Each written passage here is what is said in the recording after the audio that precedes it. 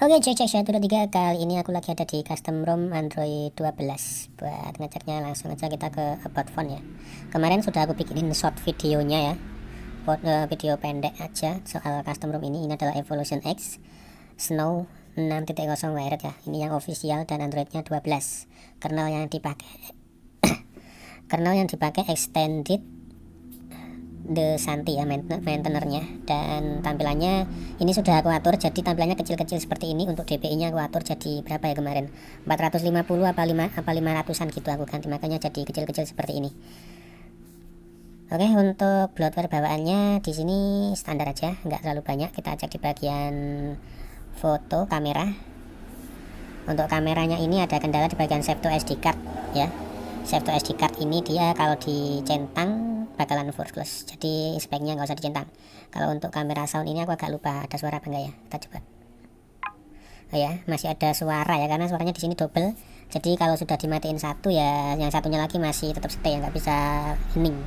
Terus watermark sama timestamp tadi nggak muncul ya guys. Ini kalian bisa lihat hasilnya, dia nggak mau muncul.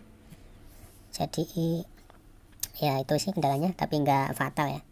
Untuk di bawahnya ada fingerprint shooter tapi nggak berfungsi. Terus kita cek di bagian video.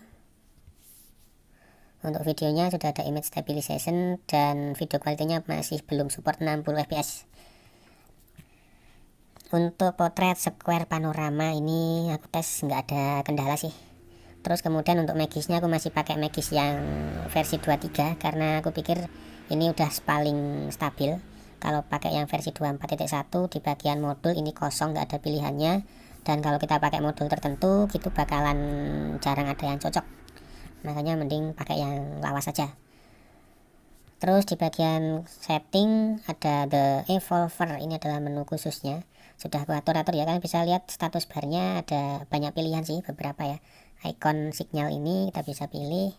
Terus sinyal wifi nya juga sudah aku tentuin kayak gitu hasilnya. Kemudian bagian status bar seperti ini buat ngatur traffic indikator, baterai, sinyal, sama mic indikatornya ya. Untuk yang lain juga ada di sini, dan kemarin sudah aku tunjukin ada menu pulsa di bagian miscellaneous ya. Ini dia. Dan menu pulsanya itu bisa, ini ada rounded corner, jadi di pinggirnya itu bakal melengkung, nggak kotak kayak biasanya. Kalian bisa atur nanti di situ. Dan untuk yang lain pun juga gitu ya. Di bagian gesture untuk sistem settingnya kayak gini ya. Navigasinya bisa kita ubah ke tombol, dan tombolnya antara back sama recent bisa kita tukar posisinya guys.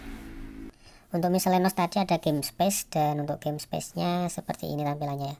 Aku sih jarang make untuk game space ini.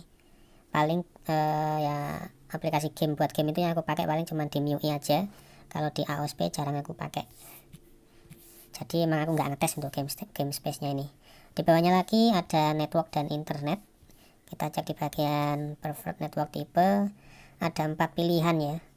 Ada LTE only sama 3G. Nanti kalian bisa sesuaikan sendiri sih. Untuk hotspot dan tethering sayang banget masih belum support tethering VPN. Terus lanjut ke menu selanjutnya, di menu baterai kayak gini tampilannya ya. Kemudian menu storage. Untuk storage-nya ini masih ngaco ya. Jadi sistem kalian bisa lihat, masa sistem cuma 1,1 giga kan mustahil. Terus untuk sound paling bawah nggak ada directnya ya. Tapi kayaknya menunya makin banyak ini kayaknya. Terus untuk wallpaper, Terus untuk menu display kayak gini tampilannya. Masih sama kayak Android 12 lainnya. Untuk tap to wake aku tes aman, nggak ada kendala. Di bawahnya ada wallpaper dan style, dan ini bisa kita ubah-ubah ya. Wallpapernya itu banyak pilihannya. Jadi ini folder, kalau kita klik di setiap bagiannya ada part khususnya guys, kayak gitu.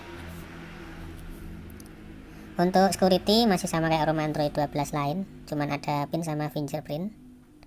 Tapi di menu pixel ini kayaknya ada tambahan lagi ya. Ada see all warning, nggak tahu ini apa ya. Kita abaikan aja. Aku nggak paham soalnya. Kayaknya soal lokasi-lokasi itu. Terus ada pixel imprint, fingerprint added ya. Udah itu doang. Di bawahnya lagi ada beberapa menu, tapi kayaknya sih biasa aja ya. Jadi langsung aja kita ke Xiaomi Part. ada Xiaomi part di sini, dan menurutku walaupun nggak terlalu banyak, nggak terlalu lengkap, tapi ini udah mending sih ya. Sudah ada enable USB fast charge walaupun nggak fast banget. Terus ada FPS info, display kalibrasi, belum aku aktifin ya, ternyata lupa aku. Ini kita bisa pilih ya biar nggak terlalu berisiko burn in gitu, tapi aku sih nggak peduli mau burn in kayak mau nggak, terserah ya. Untuk sistem bahasanya kayaknya sih ada bahasa Indonesia, kita cek dulu. Ya bener, udah ada bahasa Indonesia di situ ya, tuh udah aku tambahin.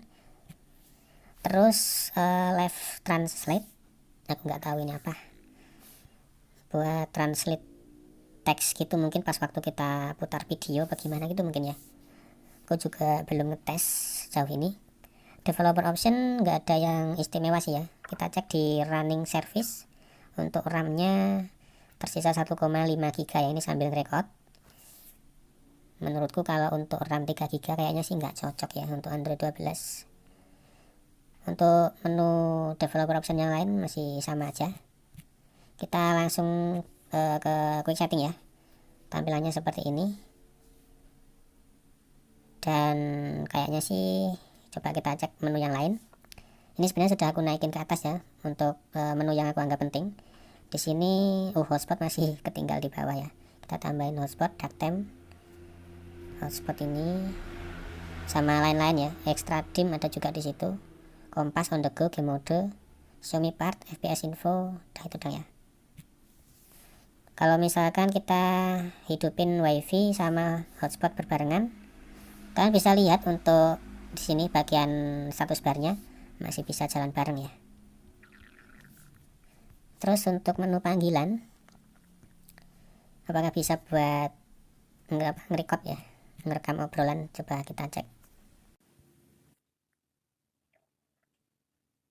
Selamat datang di Caroline, Customer Care Telkomsel. Oke, ternyata nggak ada fitur buat ngerekam obrolan saat kita nelpon. Terus selanjutnya soal skor Antutu pakai kernel bawaannya, hasilnya wah belum aku tes.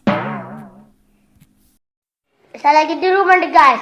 Jangan lupa like, comment, and subscribe. Oke, kita lanjut lagi. Tadi udah aku tes untuk skor Antutunya, ini pakai kernel bawaan si extended tadi. Extended apa ya? Lupa aku.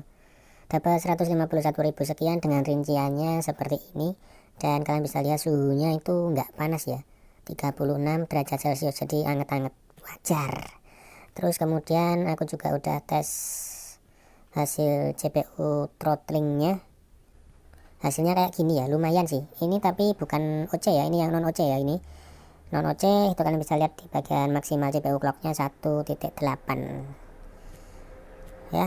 Menurutku sih kalau dipakai buat daily ini oke, karena untuk baterainya juga udah terbilang irit. Tapi biarpun terbilang irit, sayangnya waktu ngecas itu agak lama walaupun ada enable fast charging tadi. Kalau dipakai main game, untuk game yang kelas HP kentang sih masih oke ya. Tapi kalau untuk game-game yang lagi trending saat ini kayaknya masih kurang. Yaudah gitu aja untuk review kali ini. Makasih buat yang sudah klik video ini dan udah nonton. Kasih like kalau suka, dislike kalau nggak suka. Mohon maaf kalau ada salah kata dalam penyampaian. Akhir kata Bang Tuh pamit undur diri dan kita bakal ketemu lagi di next video. See you, bye bye.